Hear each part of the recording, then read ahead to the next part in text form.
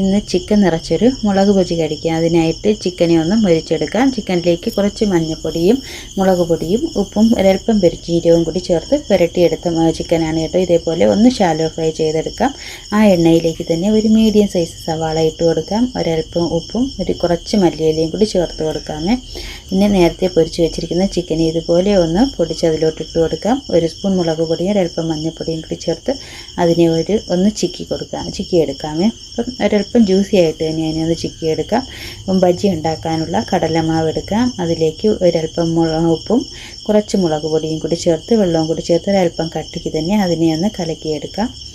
എന്നിട്ട് നമുക്ക് ബജി ഉണ്ടാക്കാനുള്ള മുളകെടുത്ത് അതിനെ നടുവേ ഒന്ന് മുറിച്ചതിന് ശേഷം അതിനകത്തിരിക്കുന്ന അരിയും നാരുമൊക്കെ ഒന്ന് എടുത്ത് മാറ്റി കൊടുക്കുക. ഈ അരിയും നാരൊക്കെ ഇരിക്കുമ്പോഴേക്കും നമ്മുടെ ഫില്ലിങ്ങും കൂടെ ചേർക്കുമ്പോൾ നല്ല എരിവുണ്ടാവുകയെ.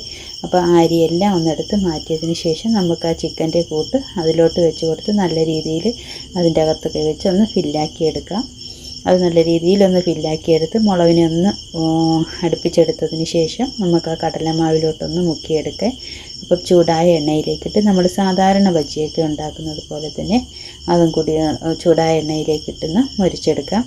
അപ്പം നമ്മൾ സാധാരണ മുളക് ബജി കഴിക്കുമ്പോൾ വെറും മുളക് മാത്രമല്ലേ കഴിക്കാൻ കിട്ടുന്നത്. അതിൻ്റെ അകത്ത് ഈ ഫില്ലിങ്ങും കൂടെയൊക്കെ ആകുമ്പോഴേക്കും ഒരു വ്യത്യസ്തമായിട്ടുള്ള ഒരു ടേസ്റ്റ് ഉണ്ടായിരുന്നു കേട്ടോ. ഒരൽപ്പം സോസും കൂടെ കൂട്ടി കഴിക്കുകയാണെങ്കിൽ നല്ല ടേസ്റ്റായിരുന്നു. എനിക്ക് സോസും എല്ലാത്തിൻ്റെ കൂടെ ഞാൻ സോസ് കൂട്ടി കഴിക്കാറുണ്ട്. അതുകൊണ്ട് എനിക്കത് ഇഷ്ടമാണ്. അതുകൊണ്ടായിരിക്കാം എനിക്കതും കൂടി കൂട്ടി കഴിച്ചപ്പോൾ നല്ല ടേസ്റ്റ് ഉണ്ടായിരുന്നു.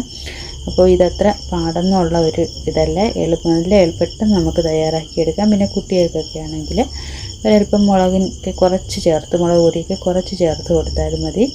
അപ്പം വീഡിയോ ഇത്രയേ ഉള്ളൂ. ഇഷ്ടമായാൽ ലൈക്ക് ചെയ്യാനും സബ്സ്ക്രൈബ് ചെയ്യാനും കമൻറ്റ് ചെയ്യാനും മറക്കരുത്. അപ്പോൾ അതുപോലെ തന്നെ എല്ലാവരും ഇതൊന്ന് ട്രൈ ചെയ്ത് നോക്കണേ. ഇപ്പോൾ നോമ്പ് കാലമൊക്കെ അല്ലേ, എല്ലാ വീട്ടുകളിലും പൊരിപ്പൊക്കെ ഉണ്ടാക്കുന്ന സമയമാണ്. അപ്പോൾ ഇതുപോലെയും കൂടി ഒന്ന് ട്രൈ ചെയ്ത് നോക്കണേ.